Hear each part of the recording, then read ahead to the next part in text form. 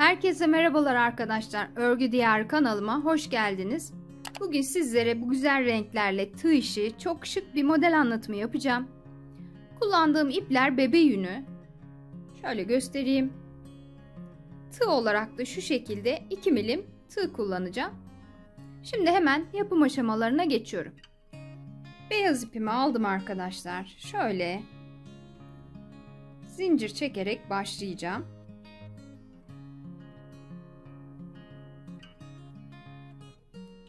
Yapacağınız işin büyüklüğünde zincir çekerek başlayabilirsiniz. Evet, benim için bu kadar zincir yeterli. Şimdi burada tığma ipimi alıyorum arkadaşlar. 1, 2, 3, 4, 5, 6, 7. zincirimden tığımı geçirdim. Şöyle ikili bir trabzan yaptım buraya. 1, 2 zincir çekiyorum. Tığma ipimi alıyorum. Burada 1, 2 atladım.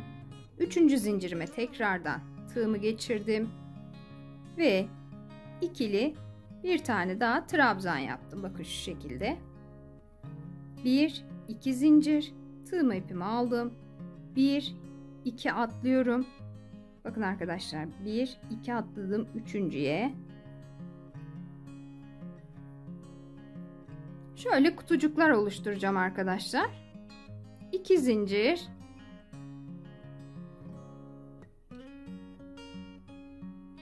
Bir, 2 tığma ipimi aldım. 1, 2 atladım. 3. zincirimden ikili trabzan. 2 zincir. 1, 2, üçüncüye. Bakın bu şekilde toplamda 7 tane kutucuk oluşturacağım. 2 zincir, tığma ipimi alıyorum. 1, 2, üçüncüye.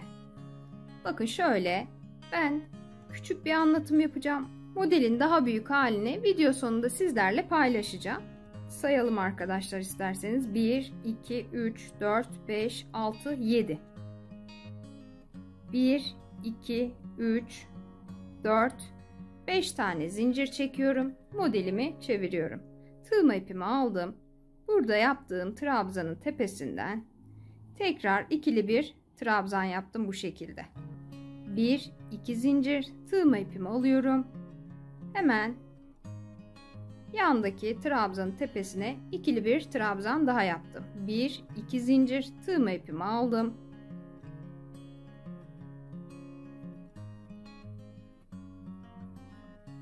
Bakın sıramın sonuna geldim. Şimdi yine bir 2 zincir çektim. Tığma ipimi alıyorum. Şu aşağıdaki zincirlerden tığımı geçirdim. Ve buraya yine bu şekilde ikili trabzanımı yaptım. Şimdi 1, 2, 3, 4, 5 zincir. Modelimi çevirdim. Bu şekilde zemin kısmını hazırlıyorum arkadaşlar. Kare bir zemin hazırlayacağım. Burada 7 tane kutucuğum vardı. Yükseklik olarak da 7 kutucuk yapacağım. Şimdi hemen o kısmı tamamlayıp geliyorum arkadaşlar.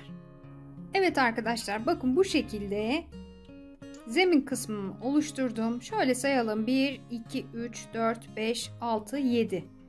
Şimdi bu kenarda da 1, 2, 3, 4, 5, 6, 7. Bu şekilde zeminimizi oluşturacağız. Şimdi mavi renkli ipimi aldım. Şöyle yapalım. Bir tane kilit zinciri yapıyorum. Bakın arkadaşlar şu şekilde. Modelimi aldım. Şöyle köşe noktasından tığımı geçirdim. Buraya bir tane sık iğne yaptım bu şekilde. Şimdi 1, 2, 3 tane zincir çekiyorum. Tığma ipimi alıyorum. Köşe noktamın içine zincirimle birlikte 6 tane ikili trabzan yapacağım.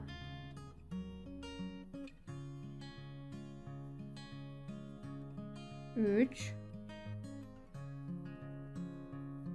4, 5 tane trabzan yaptım. Zincirimle birlikte 6 trabzanım oldu. Şimdi buraya bu şekilde trabzanlarımı yaptım. Tığma ipimi alıyorum. Bakın burada şu aşağı doğru olan trabzanımın arkasından tığımı geçirdim. Şu şekilde buraya da 3 tane ikili trabzan yapacağım.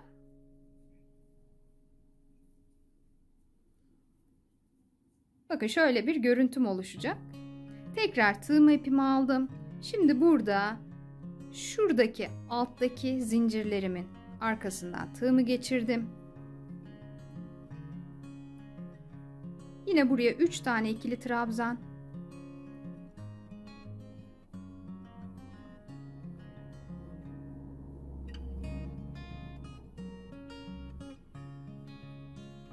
Şimdi tığma ipimi aldım. Tekrar yukarı çıkıyorum. Buradaki trabzanımı yine şu şekilde arkasından tığımı geçirdim.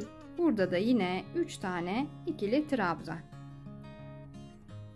Sadece köşelerimde 6 trabzan yapıyorum. Onun dışında 3 trabzan yaparak ilerleyeceğim. Şimdi tekrar buradan devam edeceğim arkadaşlar. İplerimi özellikle kesmedim. Örerken arada gizleyeceğim. Şimdi bakın şöyle bir görüntüm oluştu. Bu trabzanlarımı bu şekilde zikzak olarak devam edeceğim. Köşeye kadar şimdi bu kısmı tamamlayıp geliyorum arkadaşlar. Bakın arkadaşlar bu şekilde ilerledim. Şöyle bir görüntüm oluşacak. Şimdi yine köşeme geldim. Tığma ipimi alıyorum. Bakın buradaki ipimi de şu şekilde arada gizleyeceğim. Buraya köşede 6 tane trabzan yapacağım. 2 3 4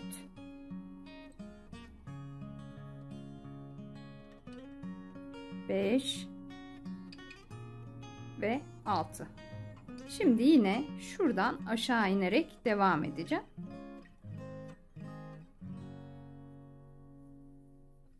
Bunun zeminini dilediğiniz büyüklükte yapıp aynı şekilde ilerleyebilirsiniz.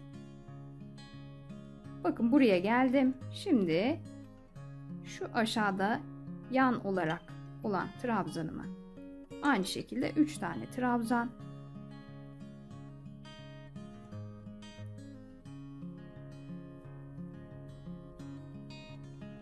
Şimdi yukarı tekrar buradan aşağı yine aynı şekilde bu kenarımdaki gibi zikzak olarak devam edeceğim.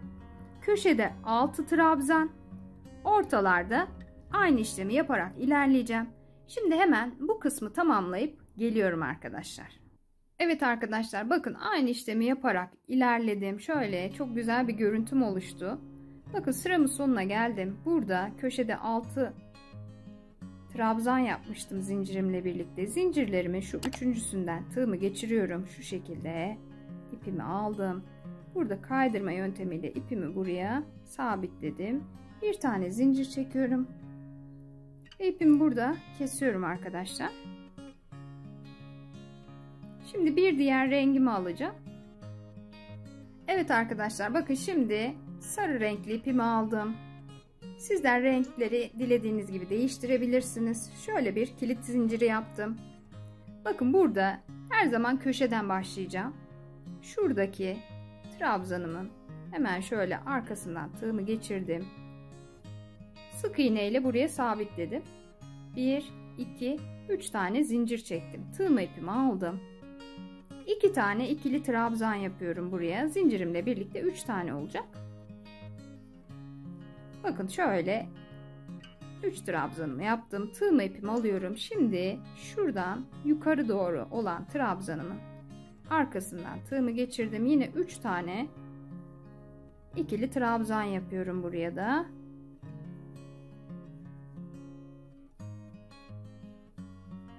Şimdi tığma ipimi aldım. Üstteki şu yatık olan trabzanıma tekrardan 3 tane trabzan yapacağım. Şimdi aşağı doğru Modelin mantığını anladınız diye düşünüyorum arkadaşlar. Bu şekilde zikzak olarak trabzanlarımı yaparak ilerleyeceğim. Bu altta oluşturduğum beyaz kısımdan hiç görünen kısım kalmayacak arkadaşlar. O tamamen zemin olacak ve üstünü renkli iplerimle kapatacağım. Şimdi şu yukarı doğru olan trabzanıma burada köşeyi de göstereyim. Sonrasında başka rengimize geçelim.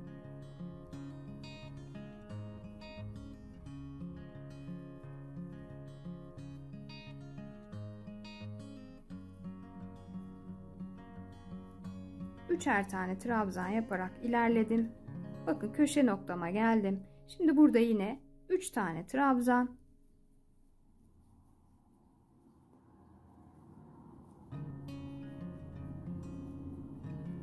Tığma ipimi aldım. Yukarı doğru yine 3 tane trabzan.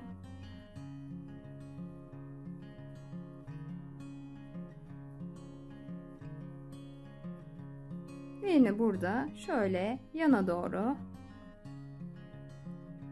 hemen bağlantıdaki trabzanımdan devam ediyorum arkadaşlar.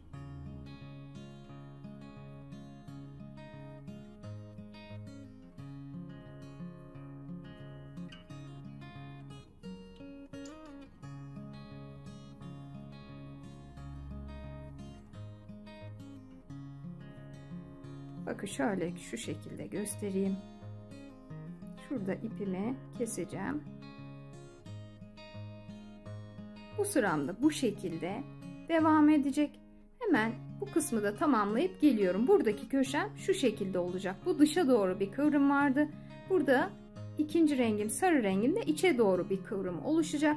Hemen bu kısmı da tamamlayıp geliyorum arkadaşlar.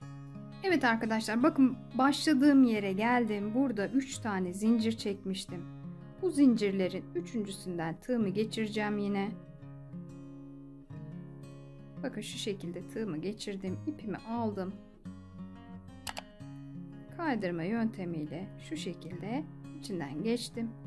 Bir tane zincir çektim. Ve burada yine sarı ipimi de kesiyorum.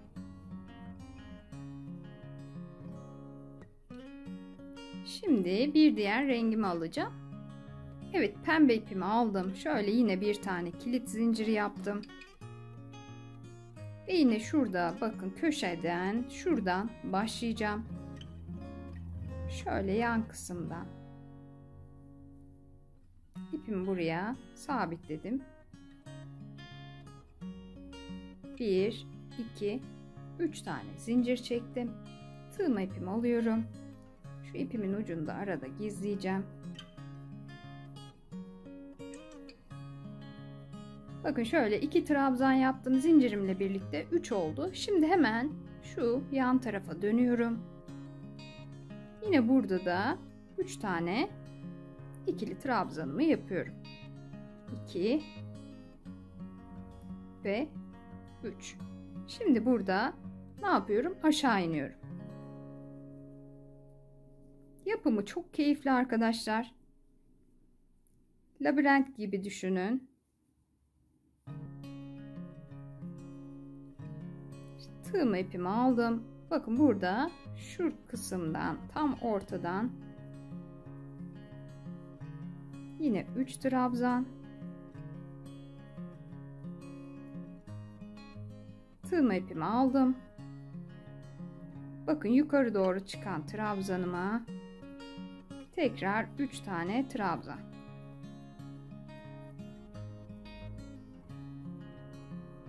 Tekrar tığma ipimi aldım. Burada yine şuradan ve şuradan geçeceğim.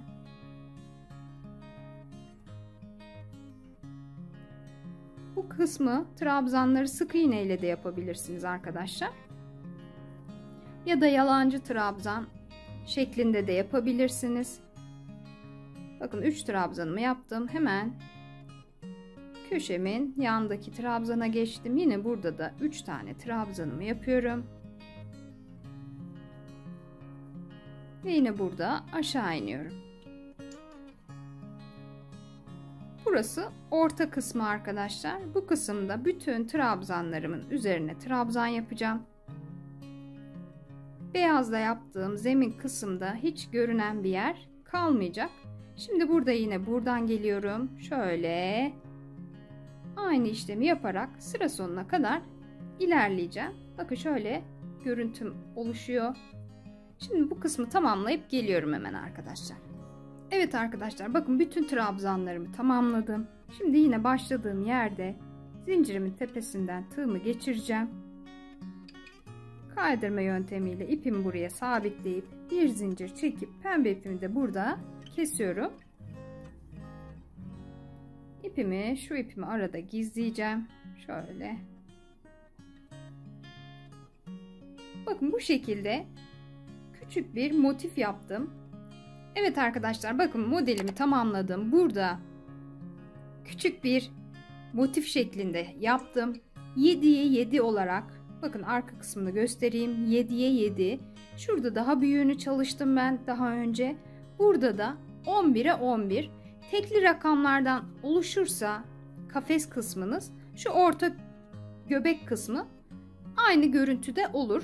Çiftli rakamlı yapmayalım arkadaşlar. Çok şık duruyor. Gayet de kolay arkadaşlar. Çok güzel bebek battaniyesi yapabilirsiniz bu modelde. Bunu daha büyük istediğiniz ebatta yapıp dıştan içe doğru aynı şekilde kapatarak çok şık bir şekilde yapabilirsiniz. Ya da bu şekilde tek parça ya da motif olarak birleştirme olarak yapabilirsiniz. Şöyle bu modeli bence lif ipinde yaparak çok güzel lif modeli de olur. Lif için çok şık duracağını düşündüm. Yine dilediğiniz, uygun gördüğünüz farklı yerlerde de kullanabilirsiniz. Yapacak olan arkadaşlara şimdiden kolaylıklar diliyorum. Videomu izlediğiniz için çok teşekkür ederim. Videomu beğendiyseniz beğen butonuna basarak bana destek olursanız, fikirlerinizi yorumlarda benimle paylaşırsanız çok mutlu olurum.